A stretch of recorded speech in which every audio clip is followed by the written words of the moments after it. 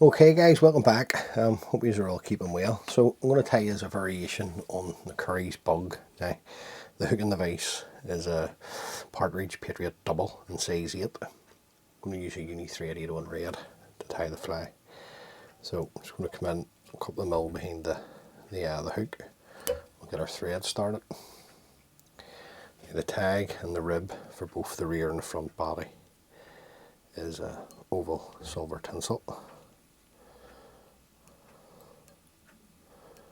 We'll just work this down until we're probably slightly past the points of the hooks, and then 4 turns of the oval silver for the tag.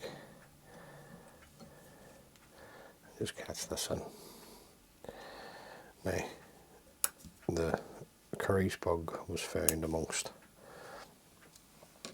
some of Pat Curry's flies, but if you have a wee look at the pattern, it's basically a variation on the Irish way bug. Now, the tail on the original was a natural red breast feather.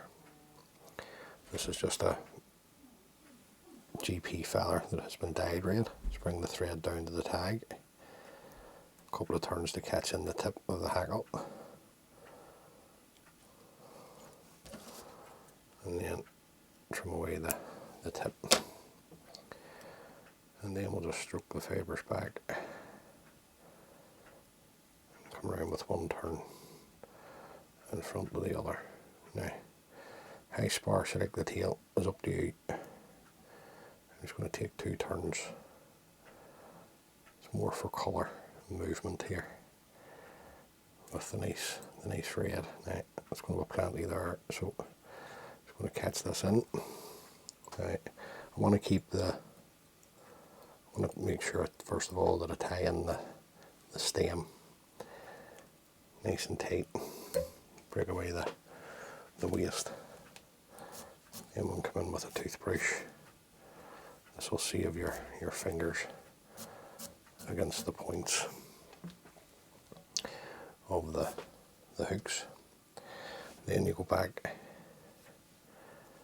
to our oval silver, catch it in underneath, and just work the thread back down, tight up against the tail.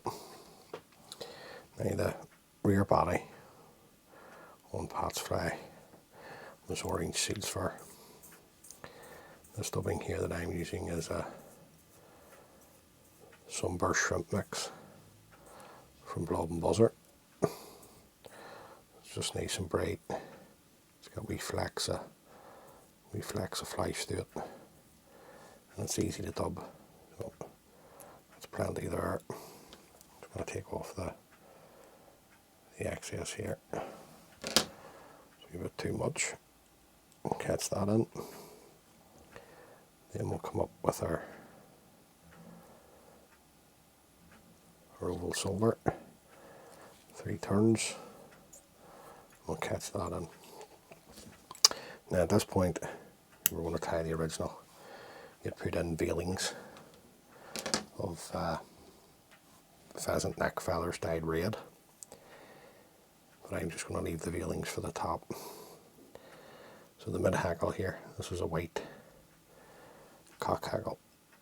So just 1 turn will catch it in for you. Now you're keeping the tension on the thread. Fold back the tip. Bring it up over the top. This just means that the hackle can never pull out.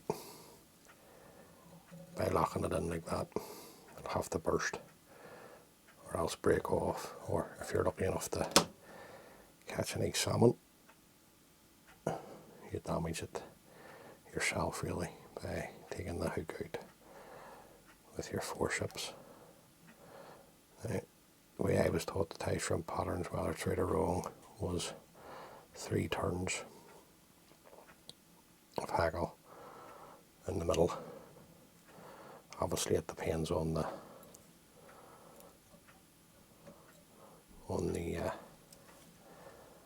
density of the fibres. Now, I'm going to do the same. I'm going to keep my thread tight just strip away some of the hackle fibres.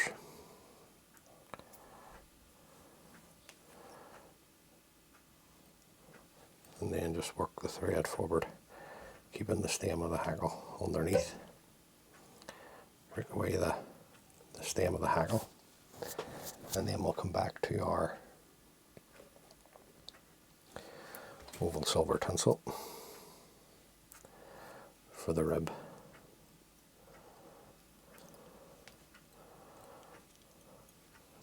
Now, what I'm doing here with this pattern is just keeping the same basic colour combination, only just using more flashy materials really.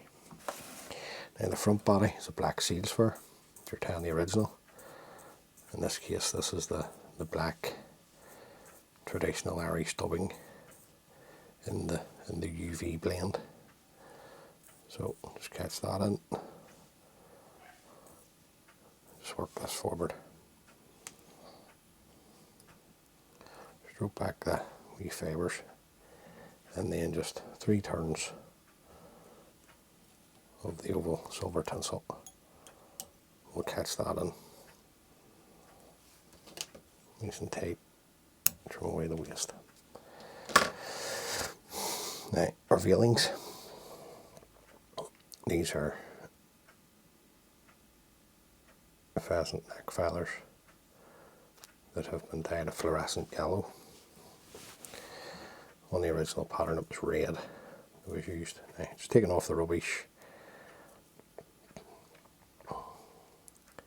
just rolling it in my fingers. I want the tips sort of way back to the rear of the body here at the back.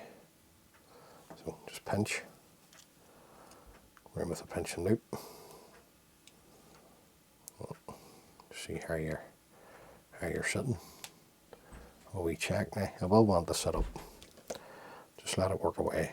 We're trying to force it with another hackle to go on the front. It's doing no harm like that. Then we want another feather for underneath, for the bottom. Now, what you can do also with veilings is you can have them top and bottom the way we're going to do now, but you can also have them on the sides of the pattern. I'll leave that up to you. Right, same again, just offer it up underneath, just pinch, just going to pinch and loop up. Nice tight turns now. It's moved, see the way it's moved on me? Just bring it back in. Just tighten up with another turn. Make sure it's in underneath. Then we come in from away the waist. Now, just come in, just hold these back and just tighten up. Get a bit of thread down for the front hackle and our jungle cut.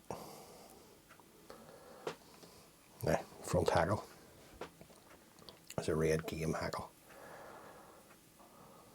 So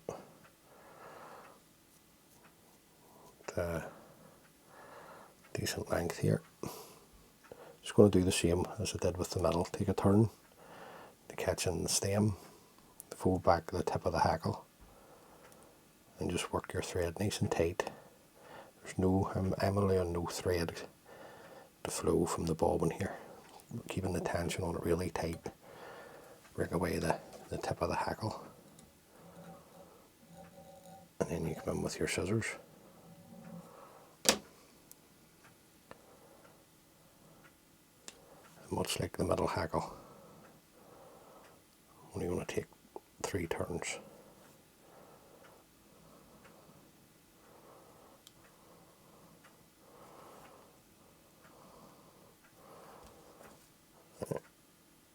These fibres getting caught there, just bring them out.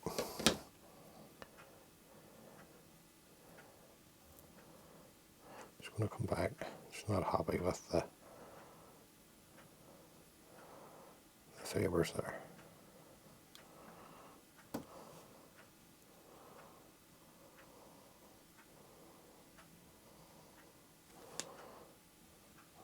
Follow this around with your thread. just catch it in. And then we'll come in, spin the vise, trim away the stem of the hackle, and then just come in, just fold everything back. Now the yellow, it really does show up in the water. It's a fluorescent, it's also good if you have, which you don't have, but the pheasant neck feathers dyed in a fluorescent orange. It's quite good. Now, just to finish off, we're looking to jungle cock eyes. So, just stroke back the rubbish, if you like. Come in, just use the hook as a divider. Catch in the two eyes, nice and tight. See what way you're sitting. Just have a wee check. Make sure that they're the same length. As you can see they're at the same length. That's the most important. Just take another turn to tighten up. Then come in and just fold the stems of the hackles back. Right. I'm not going to be able to break these off because I'm tying up onto, see the white part, and that's the very, very strong part of jungle cock. So it's best just to trim when you get up to that point. Sometimes if you try and break them at that particular juncture, the eye will pull through, and then just tighten up, building up your head. Don't be shy with the size of the head on this. That's why you're using red thread. Nice and tight. Come in with your whip finisher and just throw in a whip finish. And that's just a variation on it. So if you wanted to tie the original, all you really be doing is putting in red veilings in the middle, but they would be on the side, and red veilings at the top on the side of the same peak, or the same, sorry, beg your pardon, pheasant neck feather dyed red. Now, first coat onto the head. We drop a super glue. This just seals the thread, turns up. Right the whole way right round. Let this dry, and then hit it with a couple of coats of varnish, at least 2, to stop the super glue taking a moisture bloom. So there you go, guys, just a wee bit of fun. But if you tie the wee pattern up, throw it in the margins, you'll see the yellow just it does glow like. So there you go, guys, that's a variation of the Curry's bug. Hopefully you've got something from that. As always, many thanks for taking the time to view the video. If this is the first time watching, please consider subscribing. It just helps the wee channel grow. And until the next time, guys, look after yourselves and each other, and all being well. I'll catch you on the next one. Thanks for watching. Bye.